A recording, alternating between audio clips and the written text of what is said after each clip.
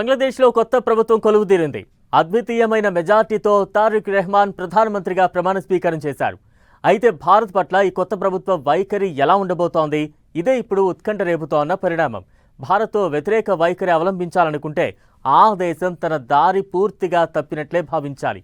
మనతో ఫ్రెండ్లీగా ఉంటే మంచి, లేకపోతే చెడు అని చెప్పడం మన ఉద్దేశం కాదు. కానీ ఇప్పుడున్న పరిస్థితిలో బంగ్లాదేశ్ ఆర్థిక స్థితిని దృష్టిలో పెట్టుకుంటే బంగ్లాదేశ్ తన వైఖరి మార్చుకోవాల్సిందే, లేదంటే మరో పాక్గా మారిపోవడం ఖాయం. బంగ్లా వైఖరి భారత్ వ్యతిరేకమేనా? అలానే ఉన్న సంకేతాలు ప్రజాస్వామ్య దేశం కాస్త పగల దేశంగా మారిపోతోందా?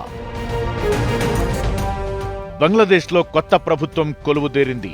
Bangladesh nationalist party chief Tarique Rahman ఆ దేశ ప్రధానిగా ప్రమాణ స్వీకారం చేశారు. బంగ్లాదేశ్ అధ్యక్షుడు మొహమ్మద్ షహబుద్దీన్ ఆయన చేత ప్రమాణ స్వీకారం చేయించారు. పార్లమెంటు ఎన్నికల్లో బిఎన్పి పార్టీ విజయం సాధించిన సంగతి తెలిసిందే. మిత్రపక్షాలతో కలిసి 299 స్థానాలకు 212 చోట్ల గెలిచింది. 17 ఏళ్ల తరువాత స్వదేశానికి తిరిగొచ్చిన తారిక్ రెహమాన్ ప్రధానిగా బాధ్యతలు చేపట్టడం ప్రాధాన్యత సంతరించుకుంది. ఈ కార్యక్రమానికి భారత్ తరపున లోక్సభ స్పీకర్ ఓం బిర్లా హాజరయ్యారు. అయితే ఇప్పుడు బంగ్లాదేశ్ భారత్తో వ్యవహరించే తీరు ఎలా ఉండనుంది? ఇదే కీలకం. అయితే తాత్కాలిక ప్రభుత్వానికి దిశ చూపేందుకని సలహాదారుగా వచ్చిన మహమ్మద్ యూనస్ భారత్ ని మరోసారి రెచ్చగొట్టేందుకు ప్రయత్నించారు. ఈయన పదవి చేపట్టి 18 నెలలు కాగా దేశంలోనూ యూనస్ వ్యవహార శైలిపై వ్యతిరేకత ఉంది. ఈ ఏడాదిన్నరలో దేశాన్ని చెయ్యాల్సినంత నాశనం చేశారనేవారు ఉన్నారు.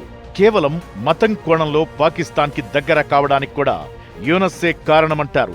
అలాంటి యూనస్ గవర్నమెంట్ అడ్వైజర్ పాత్రలో చివరి ప్రసంగంలోనూ భారత్ వ్యతిరేక ధోరణే ప్రదర్శించారు.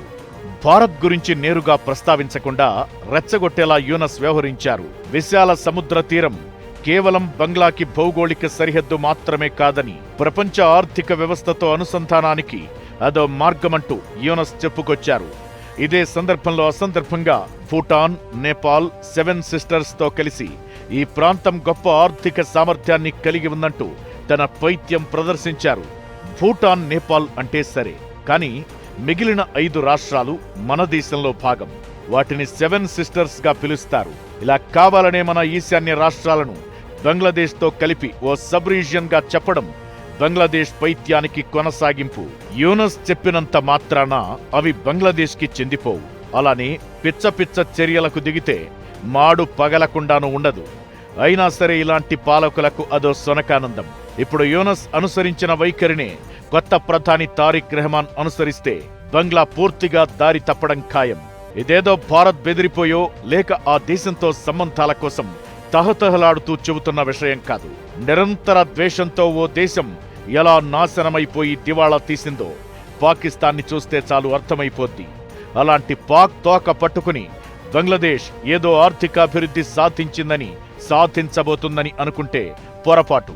నిరంతర సన్నిహిత సంబంధాలు, డైనమిక్ గా మారే ఎకనామికల్ ఈక్వేషన్స్ మధ్యలో జాతీయవాదంతో ముందుకెళ్లాలే గాని ఇకపై భారత్ మమ్మల్ని డిసైడ్ చెయ్యలేదు, చైనా, అమెరికా మాకు అండగా ఉంటాయనుకుంటే భారత్కి వచ్చే నష్టమేం లేదు. పోయి కొండపై నుంచి దూకుతామంటే ఆపేదెవరు? మనతో స్నేహంగా ఉండనంత మాత్రాన బంగ్లాదేశ్కి రోజులు గడవవు అని చెప్పడం ఇక్కడ ఉద్దేశం కాదు. వాణిజ్య సంబంధాల్లో పూర్తిగా వెనకబడిన బంగ్లాదేశ్ కోరి శత్రుత్వం పెంచుకుంటే అది యూరోపియన్, యూకే, అమెరికా దేశాల్లో భారత ఉత్పత్తులతో పోటీ పడినప్పుడు అసలు విషయం అర్థమవుతుంది. ఇది గ్రహిస్తే బంగ్లా సరైన దారిలో నడుస్తుంది. అది పాక్తో దోస్తీ చేయొచ్చు, చైనా చంకలో ఎక్కొచ్చు, అమెరికాపై స్వారీ చేయొచ్చు. అది కాదు విషయం. ముందు మన తాహతేంటి, శక్తి సామర్థ్యాలేంటనేది గుర్తెరిగి ప్రవర్తించడమే ముఖ్యం.